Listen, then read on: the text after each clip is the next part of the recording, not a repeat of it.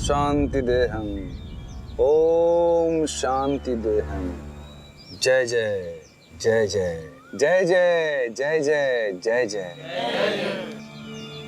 आज मैं आप सबके साथ जिस विषय पर चर्चा करने वाला हूं, वह विषय केवल विषय नहीं है, एक सत्य है।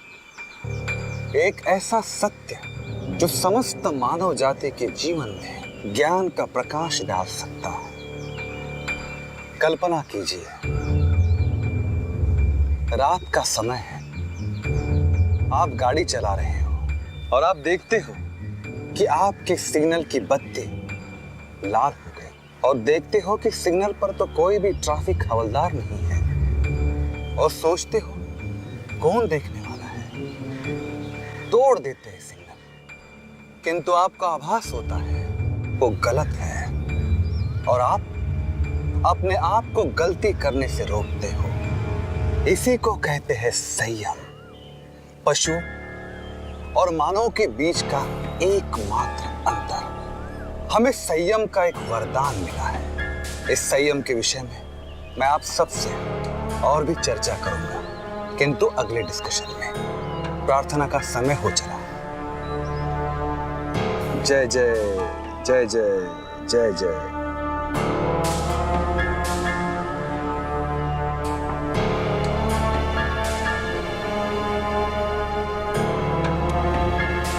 चलो।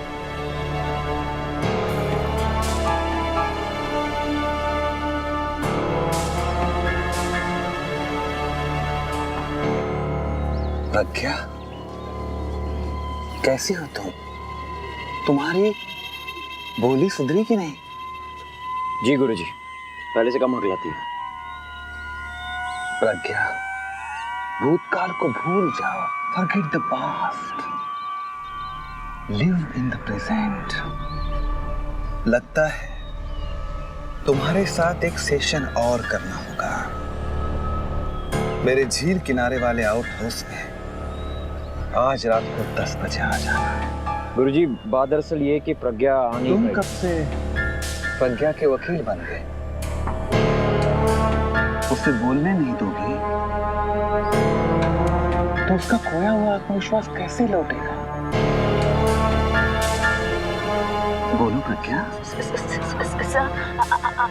आई मीन गुरुजी, वो मैं आज नहीं आ पाऊंगी। मेरी बहन आई है भोपाल से। ओह, रीचा आई है? जी। ये तो और भी अच्छी बात है। तुम दोनों बहनों की विवाद को मिटाने का इससे बड़ा अवसर मुझे नहीं मिलेगा। उसे भी अपने साथ ले आना। जय जय जय जय जय जय जय जय जय जय।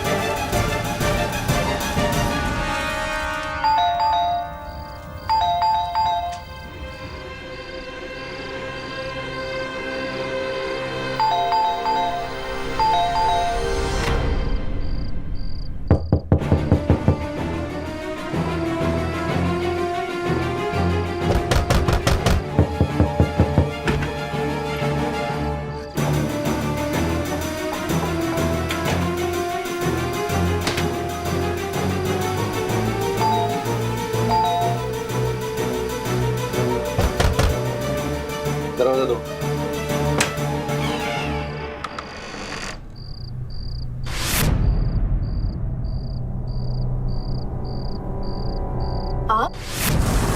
इंस्पेक्टर, इसने मारा स्वामी जी को। क्या क्या क्या बोल रहे तुम लोग? इसके कपड़ों पे तो खून था। चलिए हटिए आप जरा, हटिए प्लीज।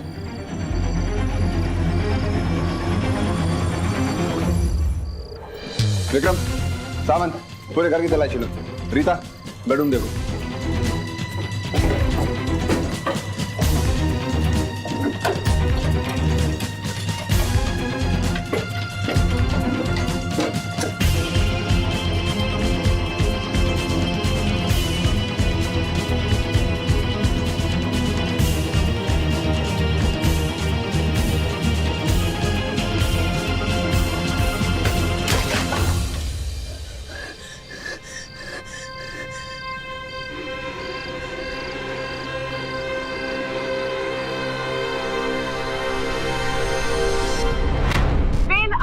एक्ट्रेस प्रज्ञा पारेख के दुखों का सिलसिला खत्म ही नहीं हो रहा है। एक बॉलीवुड हिट देने के बाद उनकी फ्लॉप की लाइन बढ़ती चली गई और फिर उन्हें काम मिलना बंद हो गया। लेकिन इसी दौरान उनकी शादी हुई एक बिजनेसमैन निरंजन वर्मा से।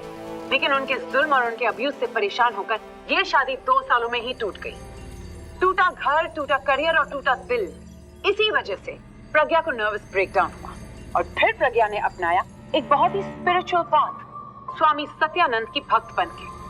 सबको लगा प्रज्ञा अब संभल गई, लेकिन अफसोस, प्रज्ञा की जान जिसने बचाई उसी को प्रज्ञा ने मौत के घाट उतारा। ऐसा क्यों हुआ, इसकी वजह क्या थी और ऐसी क्या दुश्मनी थी प्रज्ञा की अपने ही गुरु सत्यानंद से, ये हम जानेंगे इस ब्रेक के बाद।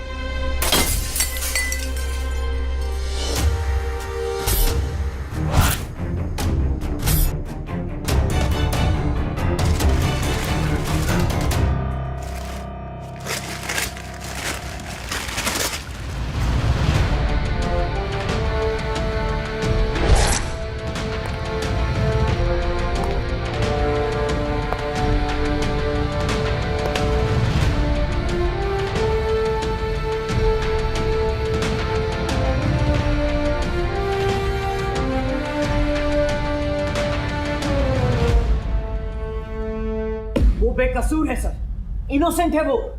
काम डाउन प्रतीक, टेबल तोड़ दोगे तो कारपेंटर के सिवा और किसी का फायदा नहीं होने वाला।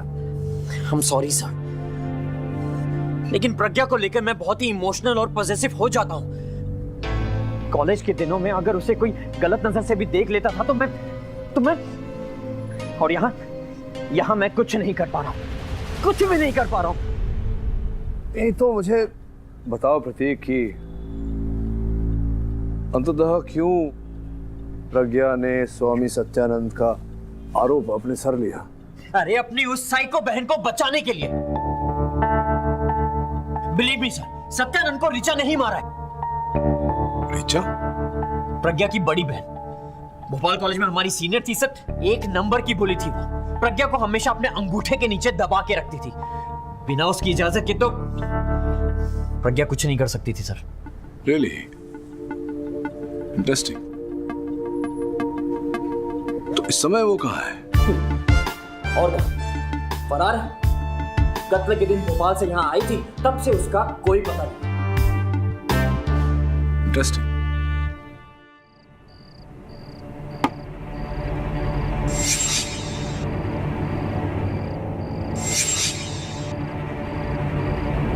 प्रज्ञा, तुम क्यों शहीद होना चाहती हो?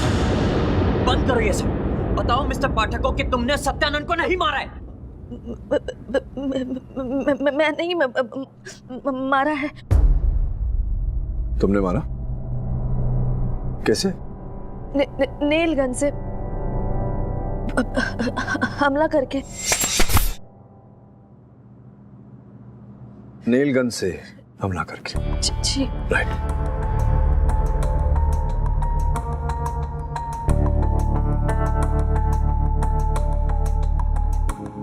ऐसा ही था नीलगन? जी। लीजिए लीजिए लीजिए।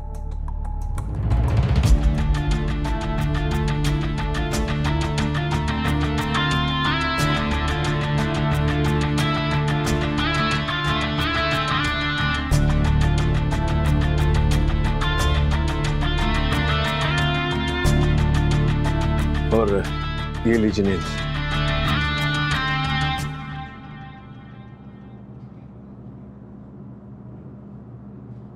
अब जरा भरिए इनमें।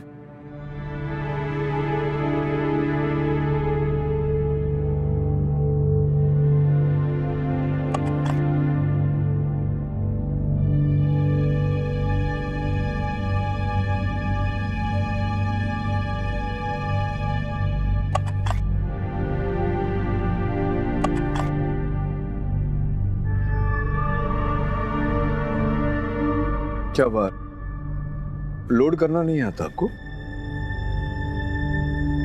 केडी, हार्डवेयर वाला भी तो कीलें लोड करके दे सकता है ना? राइट राठौर, कीले तो हार्डवेयर वाला भी लोड करके दे सकता है। तो चलिए ये समझ लेते हैं कि मैं हार्डवेयर वाला हूं और मैंने ये कीले को लोड करके दी। अब चलाइए, मुझ पर चलाइए। सर आपके चलिए मुझ पर, सामने चलाइए, सामने की ओर।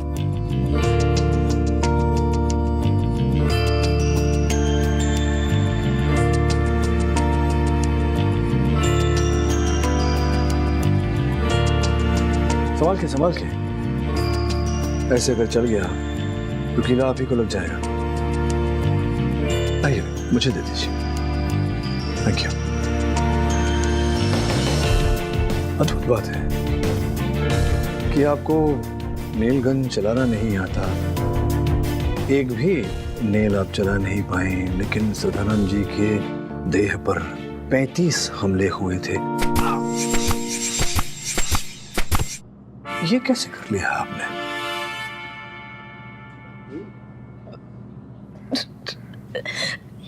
ऋचा दीदी ने कुछ नहीं किया।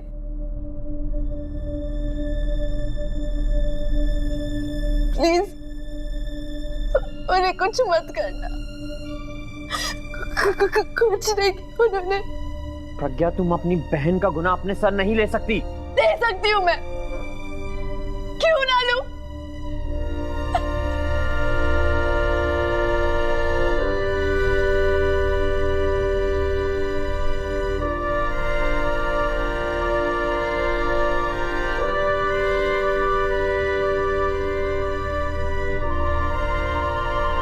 सुनो राठौर, इनकी बहन ऋचा को ढूंढना पड़ेगा। अब एक बहन को बचाना है तो दूसरी को तो ढूंढना ही पड़ेगा। दुआ करो मिल जाए। मिल जाएगी।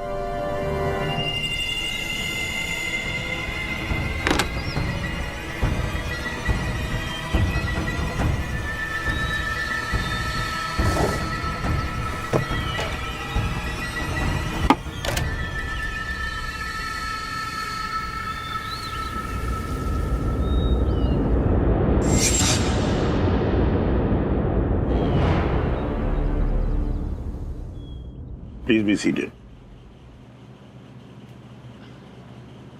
कार्रवाई शुरू की जाए। योर ऑनर, वैसे तो एज अ प्रोसिक्यूटर सबसे पहले मुझे केस बयां करना चाहिए, लेकिन सोचा कि मुझे भी थोड़ा चेंज मिलेगा। हर बार बैटिंग करके जीतने से बेटर है इस बार रन चेस करके देखते हैं कैसा लगता है। तो क्यों ना हम मिस्टर केडी पाठक को रिक्वेस्ट करें कि वो आपके सामने पहले अपना केस प्रेजेंट करें कि क्यों उन्हें लगता है कि उनकी मुवक्किल प्रज्ञा पारेख निर्दोष है। मिस्टर केडी पाठक। मिस कुठारे, सर्वप्रथम तो मैं आभारी हूं जो आपने मुझे ये सुनहरा अवसर प्रदान किया। द्वितीय बात यह है कि मैं पूरा प्रयास करूंगा कि आप जो रन चेस करने वाली हैं तो मैं बहुत बड़ी संख्या वहां स्कोर बोर्ड पर लगाऊं। अब आप खड़ी क्यों हैं? विराजिए।